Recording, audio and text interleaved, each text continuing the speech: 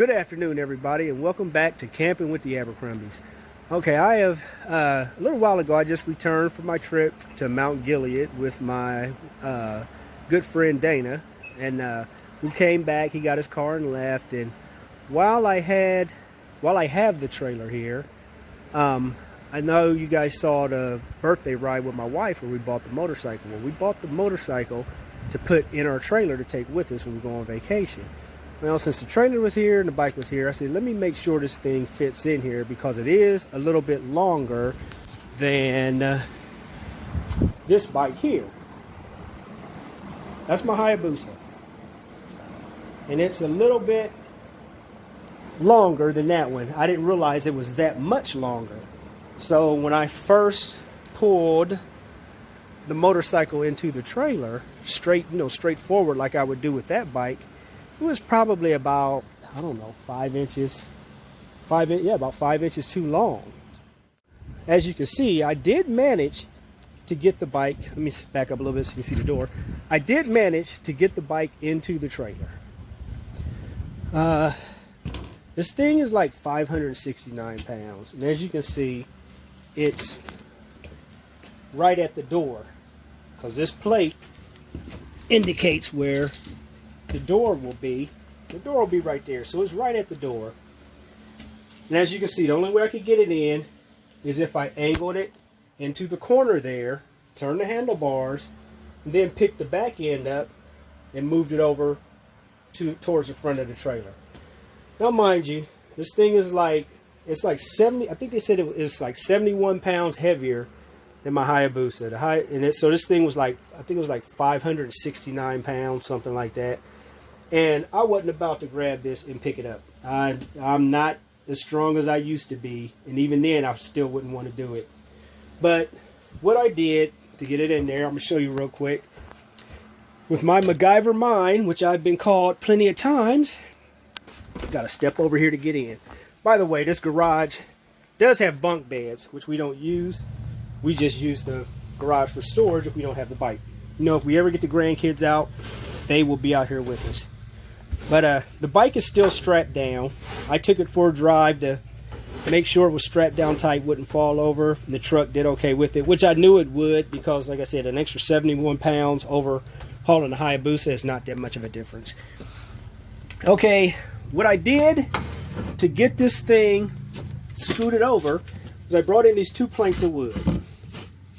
Set them on the floor so that my small jack would not damage the floor in the trailer. And I'm actually going to go to Lowe's, see if I can buy a big piece of rubberized carpet or something to put in here to help protect the floor. But I put this down so it would protect the floor. Put the jack under here. Jacked it up right there just enough to where the back wheel was off the ground. Once I did that, I was able to pull the bike back and use the wheels on the dolly to get the bike scooted over like that. But as you can see, the planks aren't that long, so when I started, I had to start at the very end so I would have more travel to go forward. And I'm going to do just the reverse when I take it out. I'm going to jack it up a little bit, scoot the end towards the rear of the trailer till I can get it out the door, and that'll be it. So that is why I've been called MacGyver. Because if I want something done, I'm going to figure out a way to do it. But anyway, that was just something I wanted to share with you guys. Because another thing, I talked my wife into getting this bike. I wanted it for me and for her. I talked her into it, saying we would take it with us. It's a lot more comfortable to ride. So, of course, if it wouldn't have fit in this garage, I would have been in some deep trouble. And I would have never heard the end of it. So I was going to make it fit. Even if I had to cut that fender off, I would have made it fit. No, I'm just kidding. But anyway, the bike's in here. I can strap it down. We've got D-rings in the floor, which I've, strapped it all down. The bike's heavy enough, I don't think it would go anywhere anyway. I mean, but, I probably could have just went with the 2 in the front, but I'd rather be safe than sorry. But anyway, thanks for watching. I just wanted to share that with my subscribers, in case you had any ideas. And I would like to thank you for watching. Don't forget to like and subscribe to my channel. and give us the thumbs up and, you know, ring the bell and all of that good stuff. And we will see you on our next adventure, which will be, I don't know, in a couple of days. We'll be heading to Little Beaver State Park. By the way, I know a lot of you are wondering. As you can see, with the bike in there, my truck it did drop down about another inch. But it's still within the capacity of the truck. So, I'm good. Anyway, thanks again for watching, and I'll talk to you soon. Bye. Hi everybody, and welcome back to Camping with the Abercrombies. I know I said I would let you guys go after the last video, you know, me putting the bike in, or how I put it in. I figured since I'm taking it out, I might as well, you know, video it, show you guys what I had to go through to get this thing out of here. As you can see, I put my 2 planks of wood down and put my jack under here, put it under a solid part of the frame on the bike, and I will jack it up enough so that I can use the wheels on the jack here to roll along these planks to help me move it over an inch or two. Now the kickstand is just barely off the ground, so all of the weight is on the jack here. And what I did to get it in is just the opposite, except I was on the other side. And once it's here, you just slide it over to about right there so I can back it out. And then what I'll do is I'll let it back down onto the kickstand.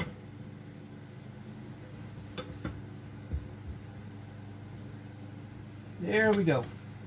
And now I will get the jack out of the way and the wood out of the way. Of course, I put the rubber down there to sort of protect the floor from the kickstand. You don't want to tear anything up. That's why I will be going to Lowe's and trying to find a good sturdy piece of carpet to put in there, so I don't have to worry about that. So yeah, as you can see, sorry about my video work here, but as you can see, now I'm pretty much lined up to get it on out of there. And yeah, it didn't take a lot. Just got to be real careful and think some things through. And that's pretty much it. We do carry a spare trolley jack with us in the trailer. This isn't the one. I just grabbed this one out of the garage instead of digging through the storage compartment in the back of the trailer. But yeah, so as you can see, with that not angled in, I guess I didn't show you guys, you can see how much of the bike sticks out of there. That's why I had to pick it up and slide it over. So now you guys know, and you see the front, it was almost touching the wall there. But yeah, that's how I get it done. And thanks again for watching. Please like and subscribe. And I'm serious this time. I will let you guys go for the rest of this day. Have a nice day. Talk to y'all later. Bye.